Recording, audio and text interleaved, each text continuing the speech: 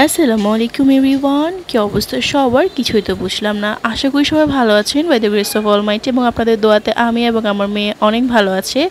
আজকের এই ব্লগটা আমার জন্য খুবই স্পেশাল। আই হোপ আপনাদের জন্য হবে, cause today's blog is about my Jerry's first birthday celebration.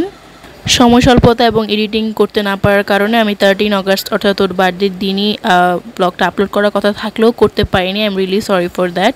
As a cat parent আমি কখনোই এর আগে আমার কোনো বিড়ালের বার্থডে খুব সুন্দর করে সেলিব্রেশন আসলে করিনি, হয় সময় স্বল্পতা অথবা খুব ভালো আইডিয়া ছিল না সেই জন্য।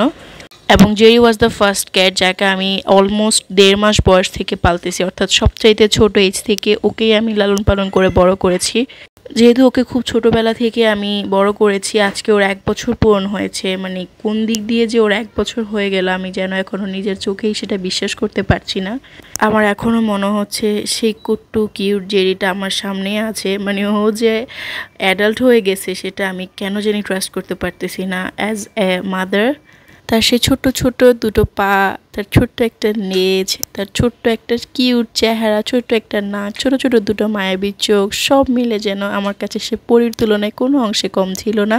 একটা বিড়ালের জীবনে 95% স্মৃতি হচ্ছে তাদের ওনারের, অর্থাৎ যার আদরে তারা বড় হয় তাদের। আমি এটা শুনে এত হ্যাপি হয়েছি। This article literally make my day. আমি অনেক হ্যাপি ছিলাম এটা বুঝতে পেরে যে আমার জেরি 95% স্মৃতি কেবল আমাকে ঘিরে।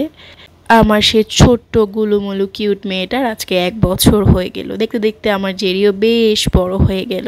And the truth is okay ছাড়া আমি আমার একটা দিন কি 1 সেকেন্ড পর্যন্ত ইমেজিন করতে পারি না। And I got really sad when I think about যে আমার জেরি না থাকলে আমার কি হবে। ও মাই গড, এটা খুবই হরিবল একটা ওভার থিঙ্ক ক্যাট প্যারেন্টসদের জন্য। I know about that. আচ্ছা, আজকের এই সেলিব্রেশনটার জন্য আপনারা এতক্ষণ হয়তো দেখেছেন কথার মাঝখানে যে আমি হচ্ছে ক্যান দিয়ে ছোট্ট কেক টাইপসের ডিজাইন করে তার উপর ট্রিট দিয়ে 1 লিখেছি, যেহেতু আজকে ও এইজ 1 ইয়ার হচ্ছে। যেহেতু ওর বার্থডে ছিল, সো আমি পেট শপ থেকে এগুলো শপিং করে ওর জন্য নিয়ে এসেছিলাম। এছাড়া আমি ওর জন্য গোট মিল্ক পাউডার এনেছি। অ্যান্ড জেরি লাভস মিল্ক আ লট। যেহেতু গরুর দুধ কখনোই দেওয়া যায় না, ওদের জন্য এক্সট্রা মিল্ক পাওয়া যায় as milk replacer or goat milk. So আমি গোট মিল্ক পাউডারটাই এনেছি, ও দুধ খুবই লাইক করে। এছাড়াও ওর জন্য ছিল পাউচ, এগুলো আমার পক্ষ থেকে ওর জন্য গিফট ছিল। ওর জন্য সবচেয়ে স্পেশাল একটা গিফট ছিল একটা বেল্ট। এই বেল্টের পিছনে অবশ্যই একটা কারণ আছে। আমি আমার প্রত্যেকটা বিড়াল অ্যাডাল্ট অবস্থাতেই কিনেছি অথবা অ্যাডপ্ট করেছি, বাট জেরি আমার একদম ছোটোবেলা থেকেই পালা। সো ওকে আমি খুব কখনো বেল্ট পরাইনি, যেহেতু ওর হ্যাবিট ছিল না। ও ফার্স্ট থেকে বেল্ট এর প্রতি খুব একটা ইউজ টু ছিল না, সেজন্য আমিও কখনো আসলে জোর জবরদস্তি করে পরাইনি। বাট আমার এখন মনে হচ্ছে যে ও যেহেতু বড় হয়েছে, ওকে একটা বেল্ট গিফট করা যেতেই পারে। অ্যান্ড আই রিয়েলি সারপ্রাইজড যে আমি ওর জন্য একটা রেড কালার বো টাইপস বেল্ট এনেছিলাম। এই বেল্টটা ওর এত পছন্দ হয়েছে, ট্রাস্ট করবেন নাকি জানি না। আমি বেল্ট আনার পরে আমি ওকে নিয়ে শপিং করতে গেছিলাম পেট শপে। তো যখন আমি নিয়ে আসি ও এত হ্যাপি হয়, ও বেল্টটা ধরেই বসেছিল। এবং বেল্টটা পরানোর পরে অন্য টাইমে যেটা করে বেল্ট পরে নাড়াচাড়া করে খুলে ফেলতে চায় বা আটকিয়ে ফেলে, বাট এই ক্ষেত্রে সে এরকমই কিছু করেনি, বরঞ্চ সে তো অনেক হ্যাপি ছিল। দেন হচ্ছে আমার সুন্দর মেয়েটাকে একদম পরীর মতো করে সাজিয়ে দিলাম এবং মাথায় ছোট্ট একটা কিউট ক্যাপ দিয়েছি। এটা আমি বাসাতেই বানিয়েছি। মাশাল্লাহ, ওকে এত সুন্দর লাগছে বলার বাহিরে। মাশাল্লাহ মাশাল্লাহ।